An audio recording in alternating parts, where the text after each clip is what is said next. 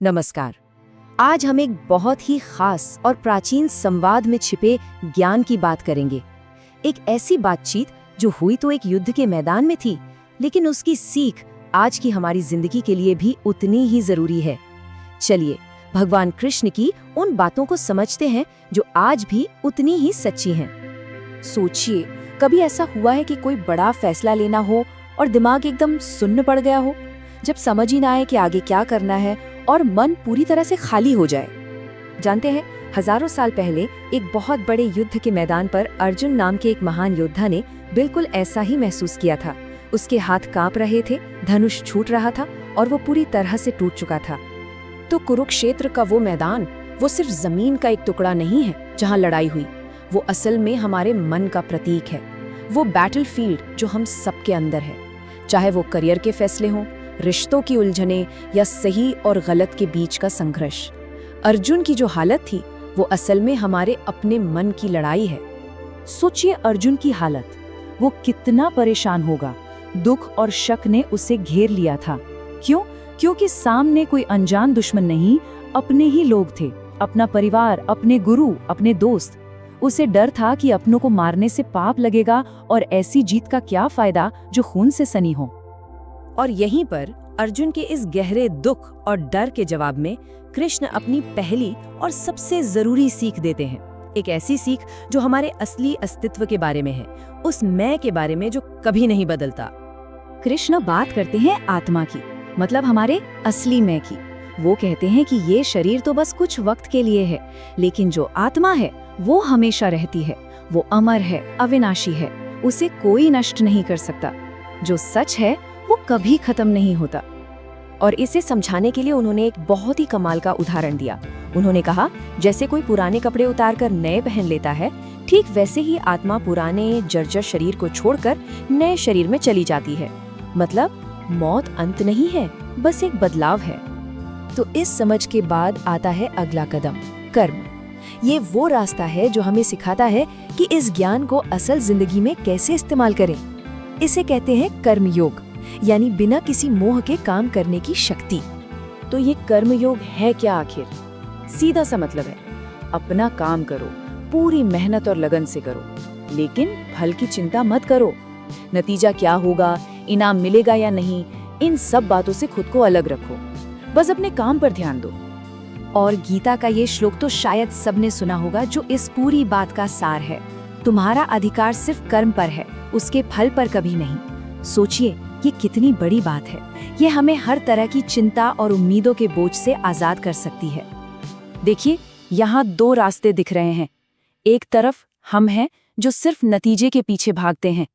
इससे क्या होता है? टेंशन, स्ट्रेस और आखिर में बर्नआउट। दूसरी तरफ है बिना किसी अटैचमेंट के काम करना। जब हम ऐसा करते हैं तो हमारा ध्यान काम की क्वालिटी पर होता है और इससे मिलती है आजादी और मन की शांति। और ये मत सोचिए कि ये कोई पुरानी किताबी बात है। आज की दुनिया में भी ये लागू होता है। गूगल की 20% टाइम पॉलिसी को देखिए, जहां लोग बिना कामयाबी की गारंटी के नए आइडिया पर काम करते हैं। या फिर स्पेसएक्स को, जो हर लॉन्च में नाकामी को सीखने का एक हिस्सा मानता है। ये सब कर्म योग के ही तो उदाहरण हैं। अच्छा, तो आत्मा को समझ लिया, कर्म को भी समझ लिया। अब आता है तीसरा और शायद सबसे मुश्किल हिस्सा, अपने मन पर काबू पाना और उन ताकतों को समझना जो हमसे काम करवाती हैं। कृष्ण एक बहुत गहरी बात कहते हैं कि जिसने मन को जीत लिया, मन उसका सबसे अच्छा दोस्त है, पर जो ऐसा नहीं कर पाया, उसके लिए मन ही सबसे बड़ा दुश्मन है। मतलब हमारा अपना ही मन हमारा सबसे बड़ा साथी भी हो सकता है और सबसे बड़ा दुश्मन भी। और आज हम जिसे माइंडफुलनेस कहते हैं या जो हेडस्पेस जैसे मेडिटेशन ऐप्स इस्तेमाल करते हैं, ये सब गीता की ध्यान योग की सीख से ही तो निकला है। बड़े बड़े एथलीट जैसे सेरेना विलियम्स अपने खेल में टॉप पर रहने के लिए इसी ध्यान का इस्तेमाल करते हैं। कृष्ण हमारे स्वभाव को समझने के लिए 3 गुणों की बात भी करते हैं। सत्व, यानी जब हम शांत, संतुलित और फोकस्ड होते हैं। रजस, जब हम में बहुत जोश, जुनून और एम्बिशन होता है। और तमस, जब हम आलसी या कंफ्यूज्ड महसूस करते हैं। ये एक तरह का फ्रेमवर्क है खुद को बेहतर समझने के लिए। तो अब हम कहानी के उस मोड़ पर आ गए हैं जो सब कुछ बदल देगा। ये अर्जुन की निराशा से कर्तव्य की तरफ जाने का सबसे बड़ा और निर्णायक पल है। अर्जुन को परम सत्य का एहसास कराने के लिए कृष्ण उसे अपना विराट रूप दिखाते हैं। एक ऐसा रूप जिसकी कल्पना भी नहीं की जा सकती, डरावना भी और हैरान कर देने वाला भी, जिसमें पूरा का पूरा ब्रह्मांड एक साथ दिख रहा था। और इसी रूप में कृष्ण वो शब्द कहते हैं जो इतिहास में गूंज गए, मैं काल हूँ, दुनिया का नाश करने वाला। ये लाइन इतनी पावरफुल है कि एटम बम बनाने वाले जे रॉबर्ट ओपनहाइमर को भी पहले न्यूक्लियर टेस्ट के वक्त यही याद आई थी। और इस एक दर्शन ने अर्जुन को पूरी तरह बदल दिया।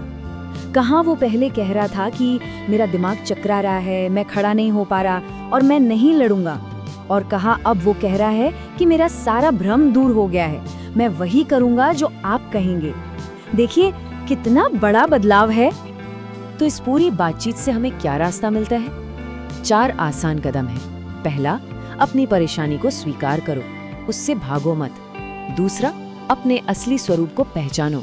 तीसरा, फल की चिंता किए बिना अपना काम करो। और चौथा, अपने मैं को पीछे रखकर एक बड़े मकसद के लिए जियो। और आखिर में एक सवाल हम सबके लिए, हमारी अपनी जिंदगी की इस लड़ाई में वो कौन सा एक सही काम है, वो कौन सा एक कर्तव्य है